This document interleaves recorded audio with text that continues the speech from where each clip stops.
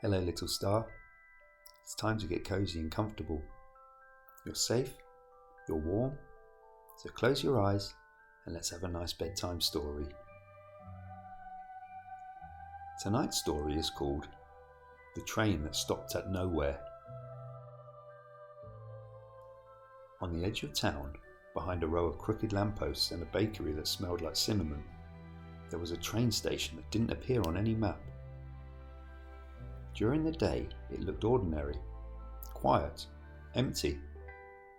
But at exactly 7 minutes past midnight, every night, it arrived. Not with a roar, not with a crash, but with a polite little... One night, Joshua couldn't sleep. Not because he was scared, not because of monsters, but because he had too many questions. Why do pigeons nod when they walk? Where does the wind go when it stops blowing? If you dig straight down, do you end up upside down? His brain simply wouldn't switch off, and that's when he heard it. Not loud, but clear. Joshua slipped out of bed, padded to the window, and peeked outside. At the end of the street, where there was normally just an empty brick wall, stood a train platform. Bright, golden, inviting. And beside it, a sleek silver train with glowing wheels that didn't quite touch the ground. Across the front it read, "Nowhere Line." Joshua blinked. He blinked again. It was still there. "Well," he whispered, "that's new." The doors slid open. No one called out. No conductor shouted, "All aboard!" Instead, a soft voice from inside said, "Running late, Joshua?" He froze.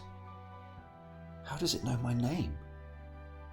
The voice gently replied, "We know all curious ones' names." Joshua couldn't resist, so he stepped on. Inside, the train looked bigger than it had from the outside. The ceiling stretched high like the inside of a cathedral.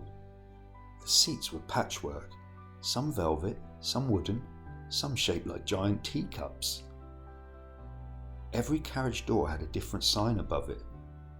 The Room of Almosts, the Lost Sock Department, the Library of Unasked Questions, Platform 2 3/4. Joshua grinned. "This is brilliant." Suddenly, a small brass robot rolled toward him. It had a round body, tiny wheels, and a glowing clock for a face. "Tickets," it beeped politely. "I don't have one," Joshua said. The robot opened a small drawer in its chest and pulled one out. "You do now." The ticket read, "Destination, nowhere. Reason for travel, overflowing curiosity." Joshua laughed. "Fair enough." The train began to move, but not forward, upward. Joshua felt his stomach flip as the floor tilted slightly. Out the window, the town shrank. Then the clouds. Then the entire sky folded open like curtains. They weren't travelling through space. They were travelling through possibilities. Joshua saw flashes outside the window. Him as a pirate. Him as an astronaut. Him as a baker covered in flour. Him living underwater with dolphins. "What is this place?" he asked the robot. "Nowhere," it replied. "Where all your what-ifs go." The train slowed. "First stop," announced the robot. "The Room of Almosts." The doors opened. Joshua stepped into a giant hall filled with half-finished things. Half-painted trees, half-built tree houses, half-written stories. Each one shimmered slightly, like they were waiting. "Those are ideas you almost tried," the robot explained. Joshua spotted a sketchbook floating in the air. He opened it. Inside was a drawing of a roller coaster shaped like a dragon. "I thought of this last year," he whispered. "Yes," said the robot, "but you never built it."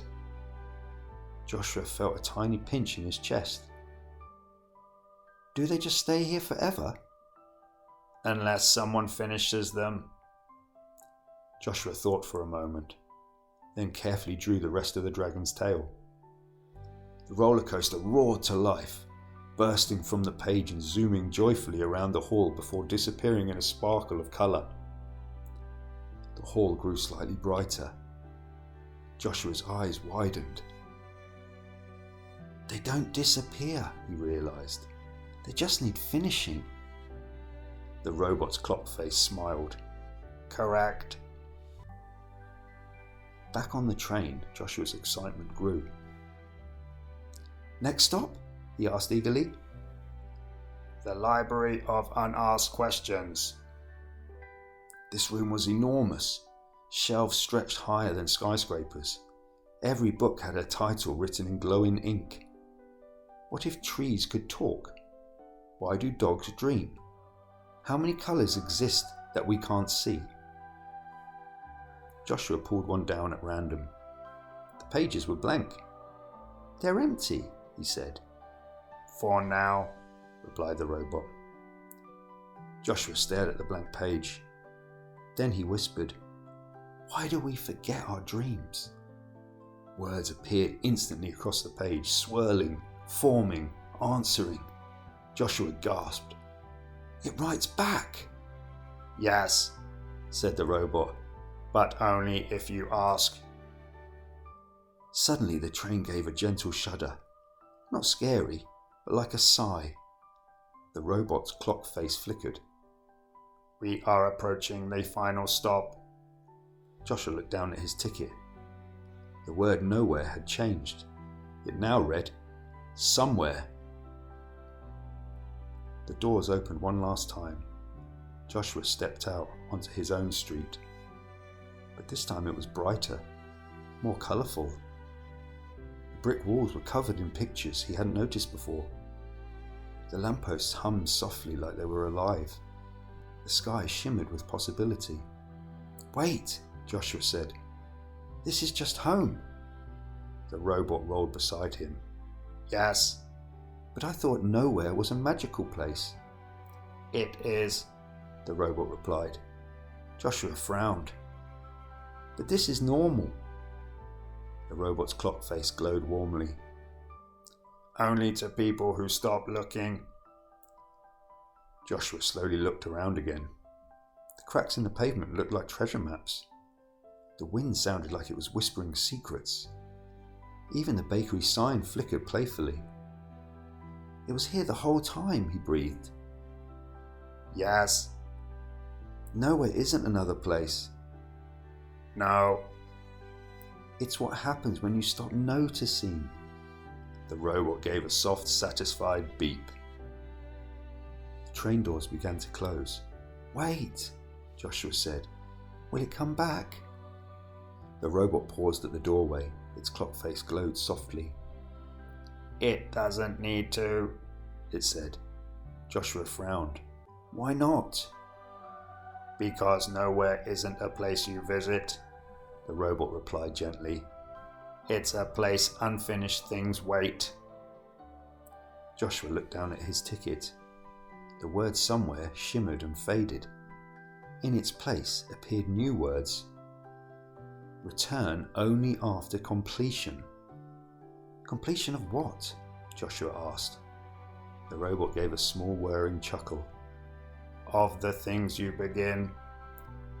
Before Joshua could ask more, the doors slid shut. The train gave its polite little ding and vanished. Joshua stood on his street again. The brick wall looked plain. The lampposts were still. The bakery sign didn't shimmer anymore. Everything looked normal. But Joshua didn't feel the same. He thought about the dragon roller coaster drawing, the half-written comic under his bed, the model airplane missing one wing. All the almosts. He ran home. The next morning, instead of starting something new, Joshua did something different. He finished the comic. He glued the final wing on the airplane. He built the cardboard dragon roller coaster in the garden, tail and all. And something wonderful happened.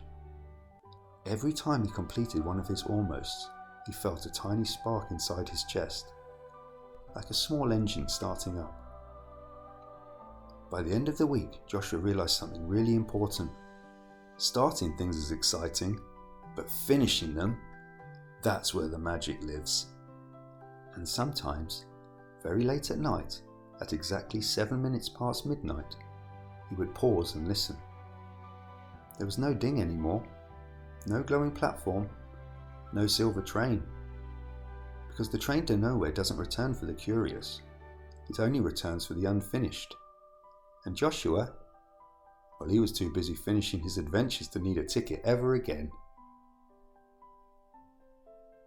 And now, little star, it's time for you to get some rest. The night is calm, the dark is gentle, and you are safe. Sleep well and sweet dreams.